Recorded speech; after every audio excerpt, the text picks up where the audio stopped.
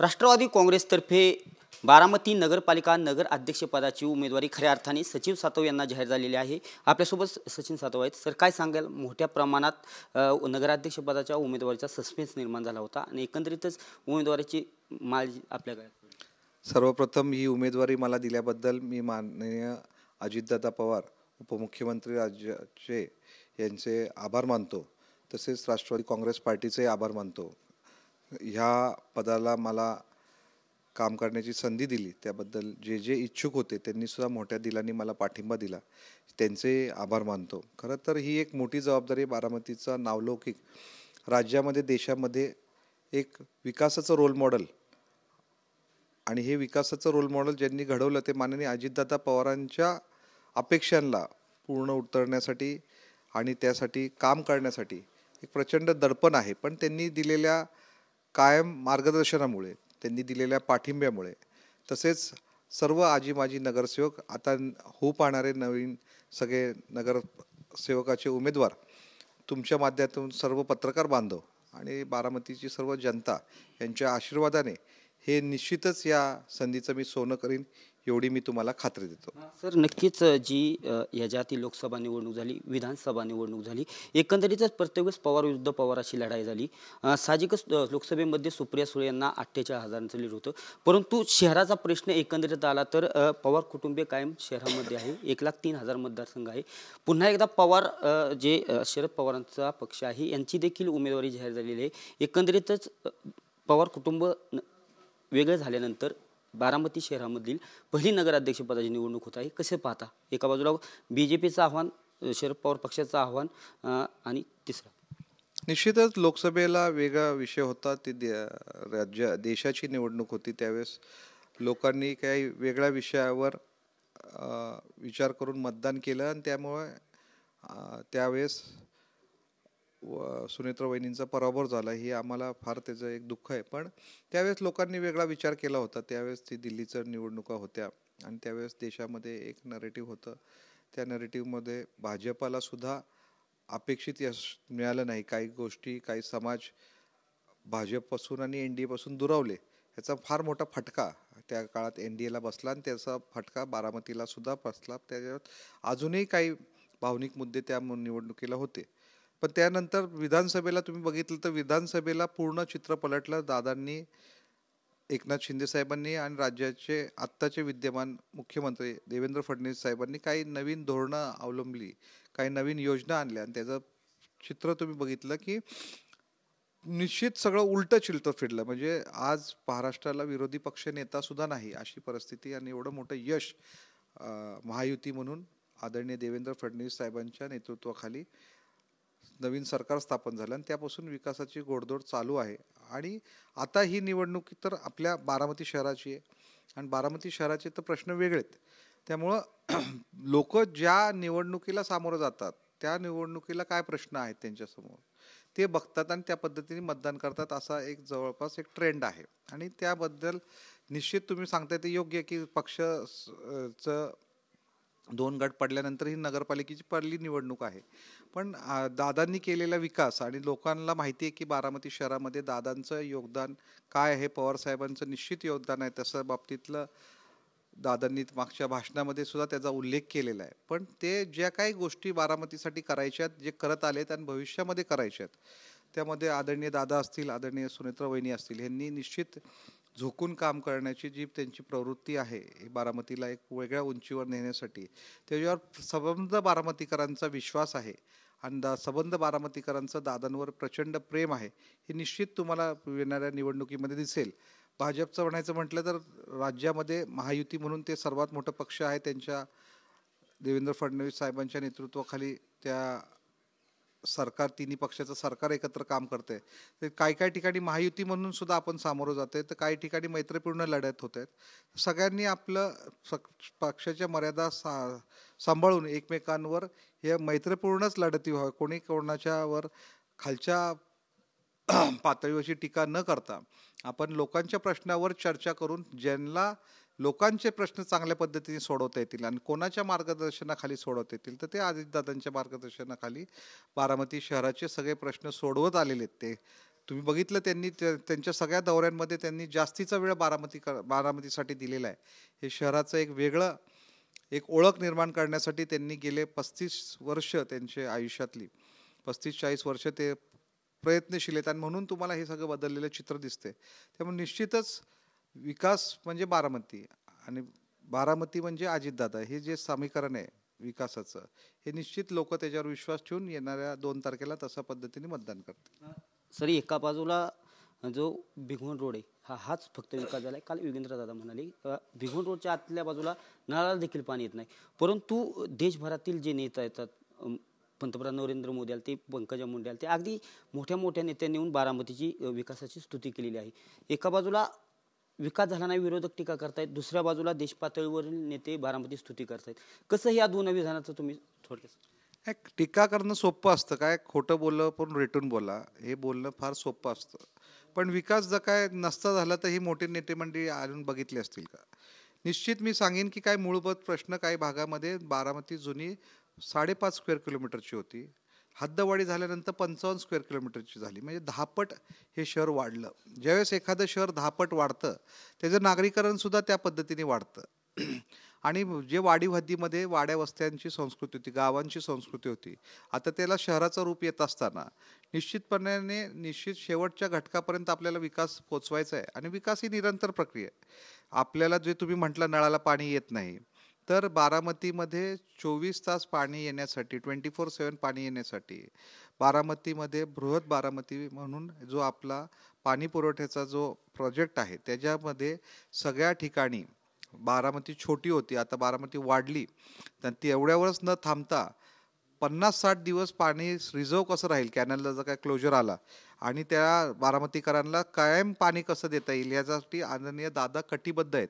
कितीतरी ठिकाणी म्हणजे ते जळुचीमध्ये असेल, आपल्या शहरामध्ये मध्यवर्ती घारे इस्टेटमध्ये असेल, पलीकडे तांदूळवाडीमध्ये असेल, काही जुने टँक आहेत आणि आता काही नवीन टँक सुद्धा निर्मिती करतोय आपण. हे कशासाठी, तर 24 तास पाणी आपल्या बारामतीकरांना मिळावं आणि एखादा कॅनल क्लोजर आला तरी कुठेही लोकांना पाण्याची अडचण होऊ नये यासाठी प्रयत्नशील आहेत. म्हणून अशा चुकीच्या पद्धतीने टीका करणं हे सोपं असतं, पण काम करणं जे दादा करतात ते फार अवघड असतं आणि लोकांना त्या कामावर विश्वास आहे.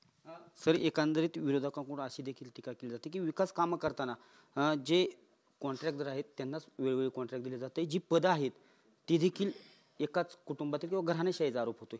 कसं पाहता?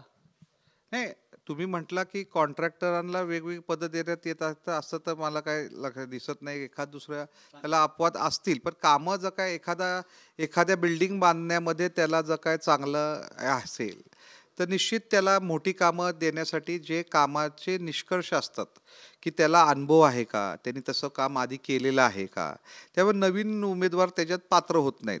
पण निश्चित आम्ही जी छोटी कामं नगरपालिकेच्या माध्यमातून करतो त्यात बरेचसे नवीन कॉन्ट्रॅक्टर येत आहेत, नवीन आर्किटेक्ट येत आहेत आणि सगळ्यांना एकत्र घेऊन विकास कामं करायचा हा आदरणीय दादांचा प्रयत्न असतो.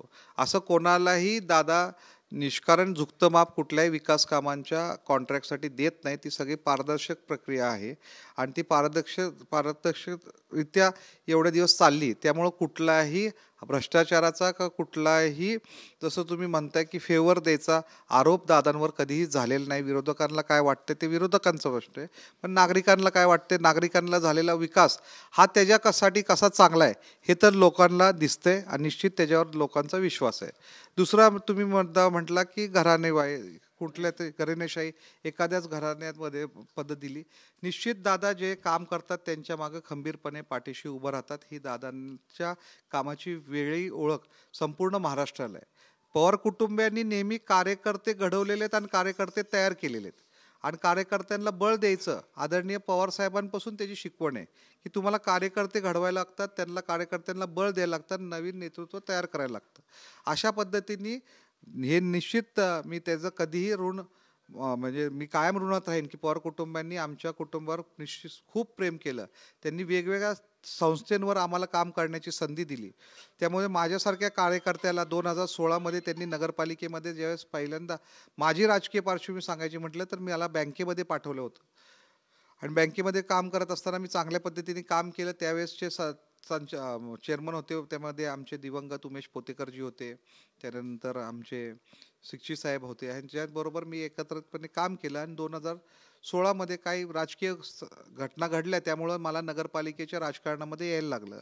आणि त्यावेळेस माझ्या कुटुंबात बऱ्याच ठिकाणी म्हणजे पक्षावर बऱ्याच ठिकाणी अडचणी होत्या. त्यामुळं पक्षाच्या या सगळ्या वेगवेगळ्या पक्षावर केलेल्या लोकांनी टीकेमुळं आम्हाला आमच्या कुटुंबातले बरेचसे सदस्य द्यायला लागले. पण आम्ही फक्त पक्षावर विश्वास ठेवून या सगळ्या अडचणीतून मात करत चांगल्या पद्धतीने पक्षाचं काम करत आलो. 2016मध्ये मला पहिल्याच टर्ममध्ये गटनेते या पदावर काम करण्याची संधी दिली. त्याच्यातही मी सगळ्या नगरसेवकांना एकत्रित काम करून, एकत्रित सगळ्यांचे विचार घेऊन, नगराध्यक्षांच्या, ज्येष्ठांच्या, नगरसेवकांच्या सगळ्यांच्या एकत्र घेऊन काम करण्यामध्ये मी यशस्वी ठरलो. आणि त्यानंतर 2020-21मध्ये करोनाची महामारी आली. सगळीकडं करोनाचं संकट होतं. त्यावेळेस सगळीकडे फार मोठ्या प्रमाणात देशामध्ये आणि राज्यामध्ये सगळ्या यंत्रणा ठप्प झाली. त्यावेळेस सुद्धा नगरपालिकेचं कामकाज कसं चांगल्या पद्धतीने पुढं जाईल यासाठी दादांच्या मार्गदर्शनाखाली, नगराध्यक्षांच्या मार्गदर्शनाखाली, ज्येष्ठांच्या मार्गदर्शनाखाली मी काम करत राहिलो. मी कुठेही कामाला कमी पडलो नाही, कारण की दादांबरोबर काम करणं ही एक फार मोठी सुवर्ण संधी असते. त्यांच्याकडनं शिकण्यासारख्या बऱ्याच गोष्टी असतात. 2021मध्ये नगरपालिकेचा कार्यकाल संपल्यानंतर आम्ही कुठं थांबलो नाही. आम्ही जे काही कामं, जे काही जबाबदाऱ्या दादांनी आम्हाला दिल्या, आम्ही करत राहिलो. 2021मध्ये बँकेच्या माध्यमातून मला चेअरमन पदाची संधी देण्यात आली. त्यावेळेस बँक अडचणीत होती. बँकेमध्ये काही निर्बंध लादले गेले होते. म्हणून ह्या सगळ्यातून मार्ग काढण्यासाठी दादांनी मला तिथं निवडलं. आणि तुम्ही त्याचे परिणाम बघताय की काम बोलते, दादांचं काम बोलतं. दादा कामाचे माणूस आहे, अशी एक महाराष्ट्राला ओळख आहे. आणि दादांकडनं दादांची एवढीच अपेक्षा आहे की त्यांचे कार्यकर्ते, त्यांच्या पदाधिकाऱ्यांनी सुद्धा काम करावं. काम केल्यानंतर तुम्हाला कामामध्ये तुमचं बघितल्यानंतर दादा निश्चित कार्यकर्त्यांना मोठी संधी देतात आणि त्यातूनच कार्यकर्ते घडतात. असं निश्चित दादांचं जी एक कामाची धमक आहे. त्यामुळं मला यावेळेस सुद्धा नगराध्यक्ष पदावर काम करण्याची संधी दादांनी दिली. त्याबद्दल मी आयुष्यभर दादांच्या ऋणात राहीन की एवढी मोठी संधी मला देण्यात आली. आणि निश्चित ह्याच्यात घराणेशाही नाही, आपण त्या घरात जन्मलो हे तर ते आपलं भाग्यच आहे. पण आपण त्यांच्यानंतर आदरणीय दादांच्या संस्कारात, आदरणीय वहिनींच्या संस्कारात मी घडलो. आणि त्याच्यातून माझी राजकीय आणि सार्वजनिक जीवनामध्ये मी वेगवेगळ्या ठिकाणी कामं करण्याची मला त्यांनी संधी दिली. मी तर सुरुवातीला 2010मध्ये ज्यावेळेस मी बँकेचा संचालक होतो, त्यावेळेस वहिनींनी मला एन्व्हायरमेंटल फोरम ऑफ इंडियामध्ये आम्ही सगळ्यांनी वहिनींच्या मार्गदर्शनाखाली एक संस्था चालू केली. तिथं साधी NGO होती. आणि NGOमध्ये वहिनी प्रमुख पदावर असल्यामुळे आम्ही जे काम केलं मागच्या 10 वर्षामध्ये, त्यामध्ये वेगवेगळे सामाजिक कामं असतील, ओढा खोलीकरण सरळीकरण असेल, विज्ञान यात्रा असेल, वृक्षारोपणाचे कार्यक्रम असतील, विविध प्रकल्प असतील. आत्ताच नुकताच तुम्ही झालेला हॅपी स्ट्रीट प्रकल्प बघितला असेल आमचा, की आम्ही ह्या विकासाचा उपयोग लोकांसाठी कसा होईल, ते विकास कसं सस्टेनेबल राहील आणि लोकांनी त्याचा वापर कसा करावा यासाठी माध्यमातून एक मनोरंजनाचा तसंच प्रबोधनाचा हॅपी स्ट्रीट हा कार्यक्रमाचा दुसरा अध्याय घेतला वहिनींच्या मार्ग. हे केल्यामुळं आणि हे कामाच्या सातत्य राखल्यामुळं मला वाटतंय दादांनी माझ्या उमेदवारीचा विचार केला असावा. नक्की विरोधकांकडून 1 BHK फ्लॅट असेल किंवा प्रत्येक कुटुंबाला 10,000 देईल असं सध्या निवडणुकीत बोललं जाते. एका बाजूला दादांचा विकास मोठ्या प्रमाणात होतोय आणि आता बारामतीच्या नगरपालिकेत असं बोल कसं? निश्चितच काही निवडणुका आल्या की काही अशा घोषणा होतात. पण त्या घोषणा पूर्ण करण्यासाठी आपल्या बारामती नगरपालिकेची ताकद किती आहे, आपल्या नगरपालिकेची स्थिती कशी आहे, आपल्याला हे पूर्ण करण्यासाठी, हे आश्वासन पूर्ण करण्यासाठी किती आपल्याला पैसे लागतील, ह्याचा कुठंतरी अभ्यास करणं विरोधकांनी करणं फार गरजेचं आहे. लागले म्हणजे काहीतरी बोलायचं आणि चुकीची आश्वासनं देणं ही आदरणीय दादांची कधीही संस्कृती राहिली नाही किंवा त्यांची कामाची पद्धत राहिलेली नाही. दादा होणाऱ्या कामाला हो म्हणतात, नाही होणाऱ्या कामाला नाही म्हणतात, अशी महाराष्ट्रामध्ये दादांची एक ख्याती आहे. म्हणून एखादी गोष्ट शक्य असेल तर दादा निश्चित करतील. आता लाडकी बहीण योजना आहे, एवढी मोठी लाडकी बहीण योजना ज्यावेळेस राज्यात राबवली त्यावेळेस विरोधकांनीच टीका केली ना, हे देणार नाहीत, करणार नाहीत, आमकं नाही, फलानं नाही. पण तुम्ही गेल्या 12 महिने 13 महिने बघितलं, एखादा हप्ता पुढं मागा झाला असेल पण सगळे हप्ते तर वेळच्या वेळी आले. त्यासाठी फार मोठी एक किंमत म्हणजे फार मोठी एक तरतूद राज्य सरकारच्या वतीने करण्यात आली. म्हणून हे करताना केंद्रात राज्यात त्यांच्या विचाराचं सरकार असणं महत्त्वाचं असतं. किंवा एखाद्या गोष्टीसाठी आपण एखादं बजेट काढलं तर त्याच्यावर बाकीच्या कामकाजावर येणारा जो ताण असेल ते पैसे कुठून आणणार, यासाठी केंद्रात राज्यांमध्ये सरकार असेल तरच ह्या गोष्टी शक्य होतात. आणि असं तुम्ही पुणे महानगरपालिका आहे किंवा ना पिंपरी चिंचवड महानगरपालिका आहे, ही आशिया खंडातली सर्वात मोठी महानगरपालिका आहे. तिथं तरी अशी घोषणा झाली केव्हा? आणि कोण करतं अशी घोषणा? सगळं ज्यावेळेस एखादा केंद्रात किंवा राज्यात सगळ्यात मोठा पक्ष असतो, ते केंद्र स्तरावर किंवा राज्य स्तरावर असं निर्णय घेतात. अशा कुठल्याही गावावर असा निर्णय घेतलेला तुम्ही ऐकलंय का? किंवा ते कृतीत आणणं कोणाला शक्य आहे का? निश्चित हे गरजा ज्या आहेत त्यामध्ये 10,000 रुपये प्रत्येकाला देण्यासाठी मध्यंतरी फेरीवाल्यांसाठी वेगवेगळी राज्य सरकार केंद्र सरकारने योजना आणली. आता घरकुलाचा प्रकल्प असेल, त्यामध्ये डॉक्टर बाबासाहेब आंबेडकर जो आम्ही प्रकल्प केला त्यामध्ये चांगल्या पद्धतीने घरं दिलेली आपण बघितली. तसं निश्चित झोपडपट्टी मुक्त करण्याचा, बारामती मुक्त करण्याचा दादांचं मानस आहे. त्यावेळेस गेल्या वेळेस जाहीरनाम्यामध्ये तसं त्यांचं आमचं लोकांना हे होतं आणि त्याच्या पद्धतीने एक आम्ही मॉडेल केलं. तसंच त्याच्यापूर्वीच्या 5 वर्षा काळामध्ये अनंत आशा नगर म्हणून आम्ही सर्वे नंबर 220 मध्ये सुद्धा बरेचशे बिल्डिंगा बांधल्या. हे चालूच आहे, प्रक्रिया ही चालूच आहे. त्याला गती निश्चित देण्यासाठी आम्ही कुठेही कमी पडणार नाही. आणि सगळ्यांना गोरगरिबांना घरं कशी मिळवता येतील वेगवेगळ्या माध्यमातून, निश्चितच त्याच्यासाठी जागा कशा उपलब्ध करता येतील, हे सगळ्या गोष्टीचा विचार करून करणं सोपं. म्हणजे नुसतंच घोषणा करणं सोपं असतं, पण कृतीमध्ये आणून त्याच्यावर प्लॅनिंग करून त्यासाठी बजेटची तरतूद करून केंद्रातल्या योजनेचा त्याच्यात फायदा घेऊन राज्याच्या योजनेचा फायदा घेऊन त्यावर निश्चितपणे नगरपालिकेवर ताण येणार नाही आणि ह्या लोकांनाही घरं कशी मिळतील यासाठी आम्ही कटिबद्ध आहोत. सर, एकंदरीत लोकसभा असेल, विधानसभा असेल, भारतीय जनता पार्टीचे पदाधिकारी किंवा आता जो पॅनल उभा केला ते म्हणतात की आम्ही यांचा लोकसभेला विधानसभेला प्रचार केला, त्यानंतर खऱ्या अर्थाने जी नगरपालिकेची निवडणूक होती किंवा ज्यावेळेस पॅनेल बनवायची होती ते आम्हाला विचारणा झाली नाही, अशा त्यांनी भावना व्यक्त केलेल्या आहे. हे बघा, ज्यावेळेस तुम्ही बघितलं असेल की राज्याचे प्रमुख देवेंद्र फडणवीस साहेब, एकनाथ शिंदे साहेब आणि दादांनी महायुतीला कसं ह्या स्थानिक स्वराज्य संस्थेच्या निवडणुकीला सामोरं जाण्याच्यासाठी राज्य स्तरावर वेगवेगळ्या बैठका घेतल्या, त्यांनी काही स्ट्रॅटेजी बनवली. त्यामध्ये निश्चित त्यांनी सांगितलं की ज्या ज्या ठिकाणी महत्त्वाच्या निवडणुका आहेत तिथं महायुती म्हणून ते सामोरं जातील. काही स्थानिक पातळीवर जिथं जिथं शक्य आहे मनोमिलन करून एकत्रित पॅनल टाकायचं तिथं त्यांनी करावं, किंवा मग जिथं शक्य नसेल त्यांनी मैत्रीपूर्ण लढती कराव्यात. त्यामुळे चर्चा झाली नाही किंवा काय झालं नाही हे मला सांगता येणार नाही. वरिष्ठ पातळीवर काय चर्चा होऊन तसं ते प्रत्येक पक्षाने काय बारामतीतली मैत्रीपूर्ण लढत होणार आहे का? म्हणजे मैत्रीपूर्ण म्हणणार नाही मी. मैत्रीपूर्ण म्हणजे घटक पक्ष आहे ना, ते प्रत्येकाने आपापल्या टीका टिप्पणी त्यांनी प्रत्येकाने आपापली पातळी सोडून कोणीही कोणावर वैयक्तिक किंवा नेत्यांवर टीका टिप्पणी करू नये एवढीच आमची अपेक्षा आहे. आणि उगीच महायुतीला कुठल्याही पद्धतीचं या स्थानिक निवडणुकींमुळे त्यांच्या महायुतीच्या सर्वच नेत्यांना कुठल्याही प्रकारची अडचण होणार नाही यासाठी आम्ही निश्चित आमची मर्यादा सांभाळू. त्यांनी त्यांच्या बाबतीत त्यांनी निर्णय घ्यावा. सर, बारामतीच्या राजकारणात अगदी अनेक पिढ्यांपासून आपला अनुभव आहे. एकंदरीत सद्यस्थितीत चौरंगी लढत जाणार हे स्पष्ट झालेलं आहे. भारतीय जनता पार्टी असेल, शरदचंद्र पवार पक्ष असेल आणि राष्ट्रवादी काँग्रेस असेल. एक असं मी म्हटलं जातं की पवार साहेबांची बारामती, दादांनी विकास केला दादांची बारामती, भारतीय जनता पार्टी 41 जागेसह 40 जागेसह निवडणुकीत उतरलेलं आहे. कोणामध्ये थेट लढत वाटते? थेट लढत आता बऱ्याचशा ठिकाणी माझ्या मते काही ठिकाणी भाजपचे सुद्धा उमेदवार नाही आहेत. मी माहिती घेतली तर काही ठिकाणी भाजपलाही सगळे 41 उमेदवार मिळाले नाहीत. काल आम्हाला तुमच्याच माध्यमातून कळलं की पक्षाने यांची घेऊन साथ घेऊन नाही, अपक्षाने त्यांची साथ घेऊन अजून तर पॅनल डिक्लेअर झालं की नाही मला माहीत नाही. तशी काय अधिकृत घोषणा तुमच्या माध्यमातून आमच्या कानावर ऐकायला मिळाली नाही. पण त्यांनी त्यांच्या चिन्हावरच उमेदवार उभे केलेले आहेत. पण काही ठिकाणी तर उमेदवार माझ्या मते प्रभाग क्रमांक 2 मध्ये एकच उमेदवार शिल्लक राहिलेला आहे, जो राष्ट्रवादी काँग्रेस पार्टीचा आहे. त्यामुळे जे काय आहे ती काय थेट निवडणूक किंवा असं म्हणता येणार नाही.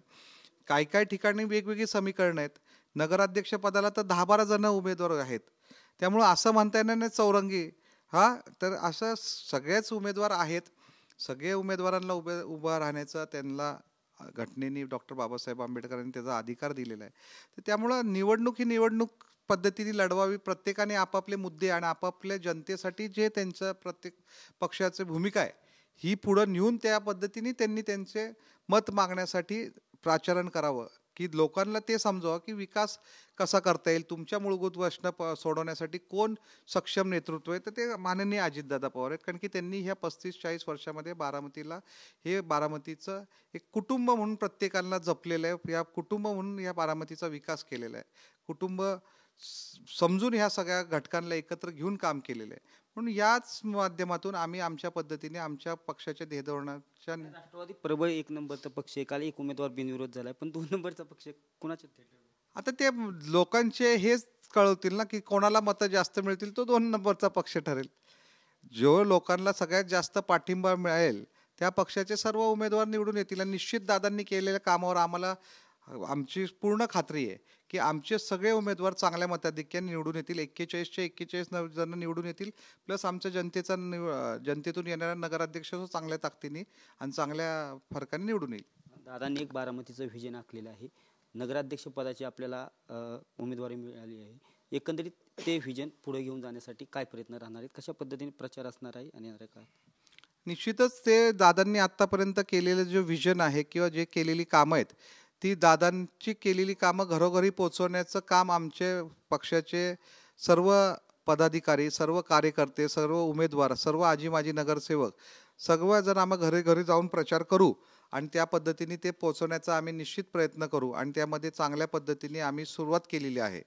आणि हा जो विकासाचा रथ आहे हा पुढे नेण्यासाठी सुद्धा आम्ही दादांनी किंवा दादांनी दिलेले 41 उमेदवार उद्या ते तुमच्या सगळ्यांच्या आशीर्वादाने निवडून दिल्यानंतर आम्ही कुठेही त्याच्यात कमी पडणार नाही. आणि एक टीम म्हणून सगळ्या ज्येष्ठचा, सगळ्या नवीन पिढीचा, नवीन उमेदवारांचा संयम साधून ह्यांना विकासाचा जो दादांचं विजन आहे हे अजून चांगल्या पद्धतीने कशी कामं करता येतील, त्यामध्ये काही प्रश्न अनुत्तरित राहिले असतील, काही प्रश्न नवीन निर्माण होतील, हे दादांच्या वेळोवेळी कानावर घालून कसं आम्हाला त्यात दादांचं मार्गदर्शन घेऊन आम्हाला पुढे जाता येईल यासाठी आम्ही निश्चित प्रयत्नशील राहू. आणि हेच विजन डॉक्युमेंट आपण जनतेपुढं नेण्याचा आम्ही प्रयत्न करणार. 3 तारखेला खऱ्या अर्थाने निकाल होत आहे.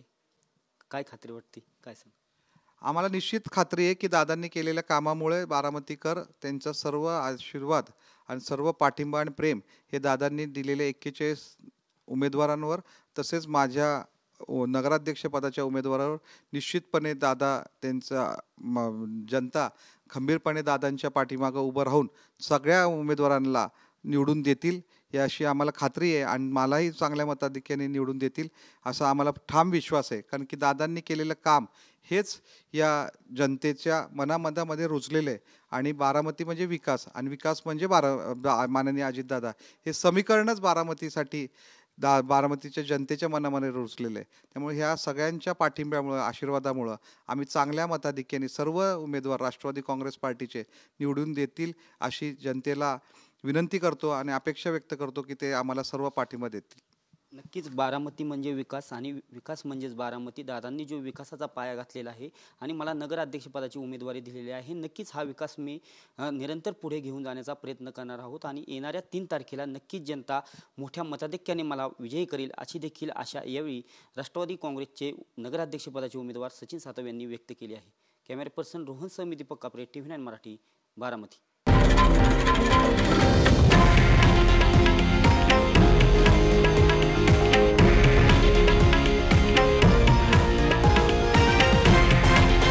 हे आहे देशातील नंबर 1 न्यूज नेटवर्क आणि आपण पाहत आहात TV9 मराठी, एकमेव.